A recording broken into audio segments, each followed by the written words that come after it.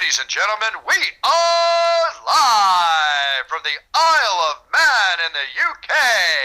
This is John and Mike's MMA Corner. Okay, ladies and gentlemen, I have got Dakota Bush. Now, sir, you are going to be thrown down on the upcoming Shamrock FC as a coming event. Now, that is awesome in itself. You got yourself a nice fight with Chris Petty. Now, Chris said that he was asking for this fight with yourself because he has respect for you as a fighter, finds you a very good competitor, and he feels that you're a solid challenge.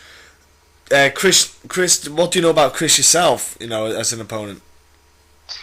I've seen Chris fight once or twice before. I know that he's really athletic, he's strong, he's a good wrestler, and he's got some heavy hands, so he's pretty much dangerous anywhere. And is that, for you yourself as a fighter, does that get you fired up? Is it because the fact that, like you say, he's dangerous everywhere? Let's say, for example, if he wasn't very good on the ground, you know that if you could get him down, you'd have a very strong advantage, but this time it's wherever he is, he's going to be dangerous. It keeps you on your toes, it makes you focus more, pay more attention in training. Yeah, exactly. It's just going to push me to make myself better as a fighter, and anywhere this fight's going to go, I'm going to be prepared as well as he is, and it's just going to be a war. And it's good because the pair of you, like Chris was saying, you're both young lads in your MMA professional career. You're both kind of prospects coming up now. You're fighting each other early. So, even, as I could say to Chris as well, the pair of you, a loss isn't a loss big terms because the both of you are such, you're kind of ahead of everyone else probably around the area, in your weight class, not this, and just as fighters, it's one of them fights where I don't see it as being a make or break in your careers, but it's a good fight to have early on in your career. Really get to know where you are with yourself as a fighter, where your level is at. Yeah, exactly. It's going to be a good fight for both of us to see where we're at and see if we're ready to move on in this professional stage or not. But I can tell you right now that I hate losing, and a loss is still a loss to me, and I don't want to come out with a loss. So, you had your amateur career, and then you went to pro, okay? The first question, right, will be, why did you go amateur to pro? What was the reason for that? Second will be, how was the difference for you in amateur and professional? Like, did you feel any difference? Did you notice anything different from your experience? How was the whole transition for yourself? Because it is a big step. I found a difference when I went from amateur to pro. So how was it for yourself, though? Yeah, what made me realize was there wasn't really anyone left to fight at the time for me as an amateur. So we knew that it was pretty much time for me to go pro. And I've already been training with Jake Collier, and we train 5-minute rounds. I prepare as a professional, so yeah, it wasn't much change except for when you're actually in the cage, I guess, and you get a little more time to be patient instead of rushing, and throwing elbows is a little different, but it's more fun than anything. Yeah, I was going to say the kind of pacing differs greatly because you can't. With 3 minutes, like you say, 3 minutes you can go a bit wild, bit nuts, bit high tempo, and with the pro ranks, 5 minutes, it doesn't seem like much of a difference, but those 2 minutes are huge on each round. Like I noticed a big difference in the 2 minutes. Oh, definitely. Anybody knows that doing any combat sport that 3 minutes seems like a while, but you get in there for 5 minutes, it seems like you're in there for an hour. Yeah.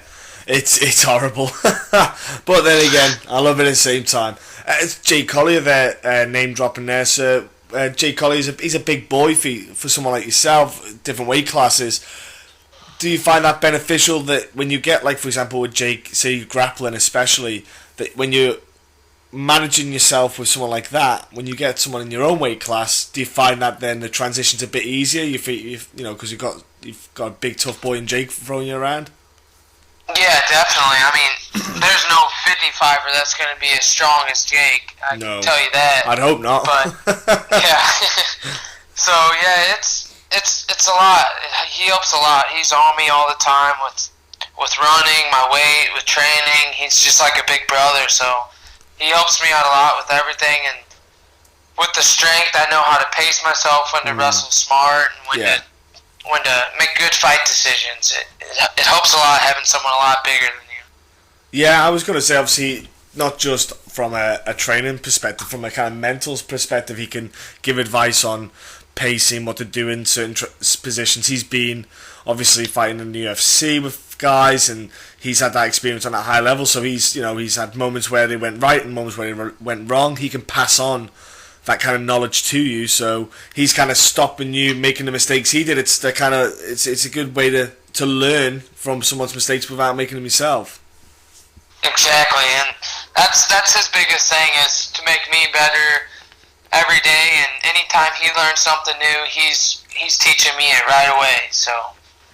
And with the weight bit you said about the running, is that something that when you were doing amateur, it was not so much a focus, but now you're in the fighting professionally, that you kind of try to maintain your weight? Do you try to keep your weight close to your weight class? Do you try to make sure you don't kind of bloat in between? Yeah, I used to be horrible at it. When I was an amateur, I would blow up to about 185 to 190, and it would just make weight cuts horrible for me. But now I'm pretty strict on my diet year-round, and training pretty much year-round now, so I'm walking around about 75, 70 usually, so it makes my cuts a lot easier and helps me stay more focused, and I have more energy to compete at this level. Oh my word, it kills me, right? It killed me to make 170. Killed me, like literally. I got on a scale at 170, mate. You make me sick. I've made that mistake of, I was 210, went down to 170.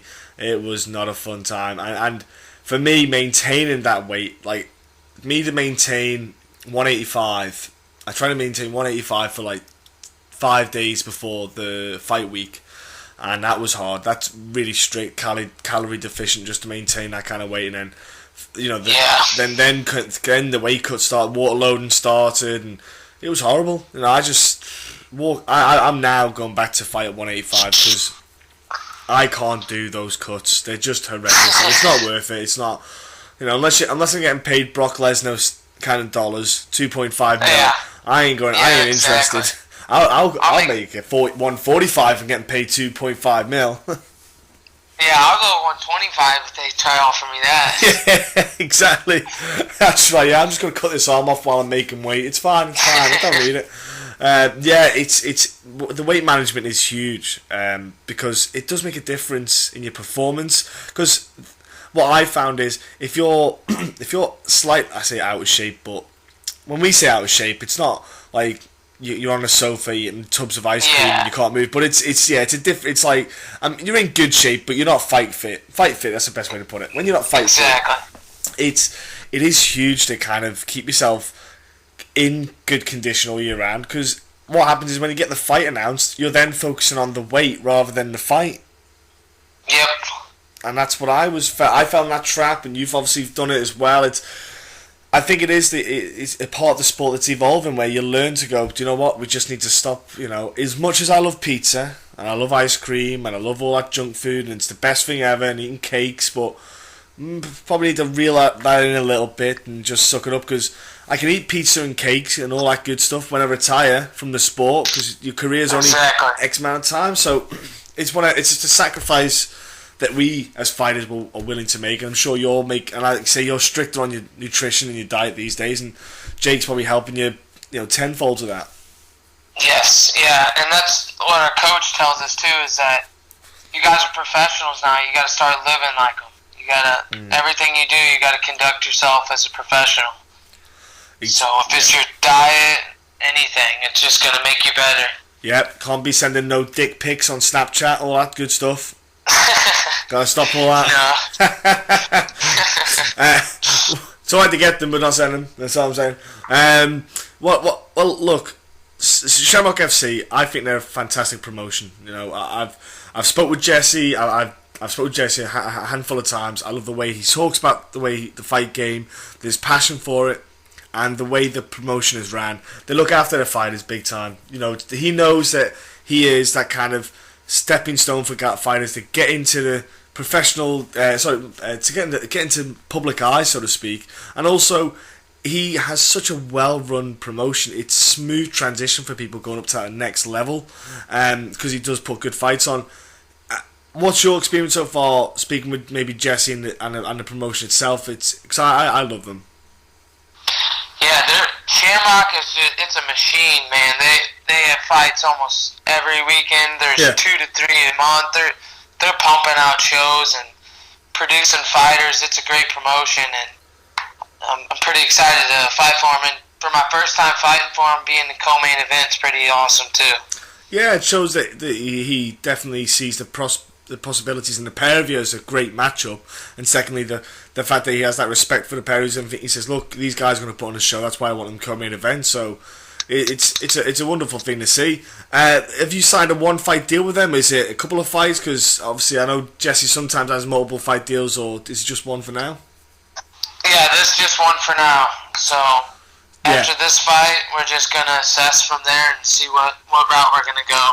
Yeah, because I was going to say, something about Jesse is in that promotion is you've got a good high probability of, like you say, because they have fights so often, if you had a quick turnaround, if you had a quick fight, you went in 30 seconds, bish bash bosh, didn't get hit, you could easily get yourself squared away again with them, and they'll find you someone else in a short period of time, and it's a good thing, I suppose. It's something that's quite handy to have.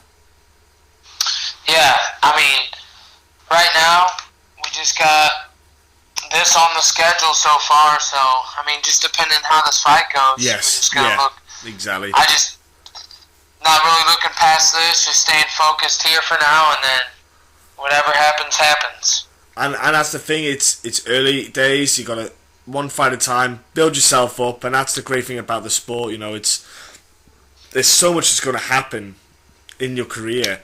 This is just, you know, that one learning curve after another, and you just got to enjoy it. You take each fight and enjoy every moment of it. I absorb every time I go over and compete. I just love it. I get right into the atmosphere, and I just enjoy it and soak it up, because I think 20 years time, I ain't going to be doing this. I'm not going to be doing this in 20 years time. So I really do, you know, I absorb it as much as I can and try to kind of have like those fine memories, you know, for each moment, each time I go over. For yourself, obviously, you're going to have a lot of memories coming. You're going to have a lot of fights. Super successful career.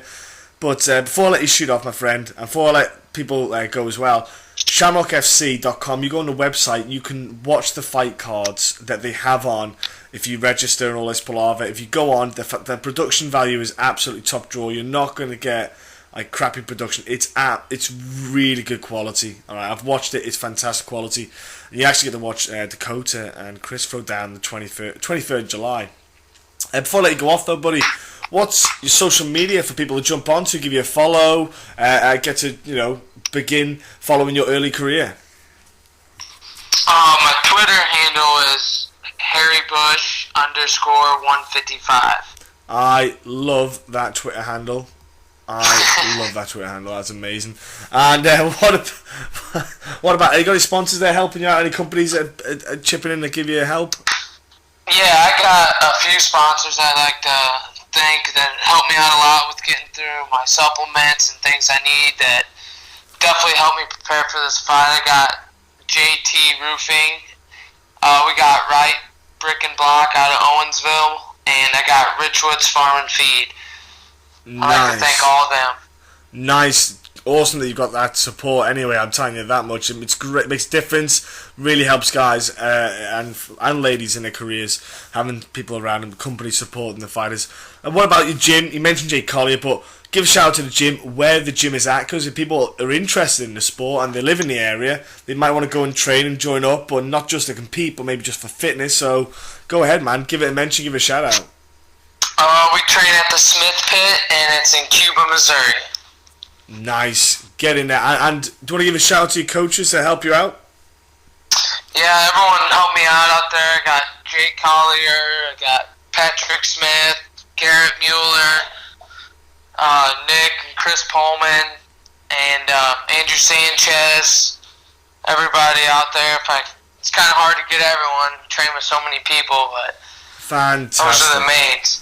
Look, that's awesome, man. Honestly, I say to Chris, I say to you, have a great time at Shamrock FC. You know, the whole weekend, the whole experience. just enjoy yourself the whole time, man. It's going to be fantastic. I can't wait for it, and I want you to really do have a great time with him, man.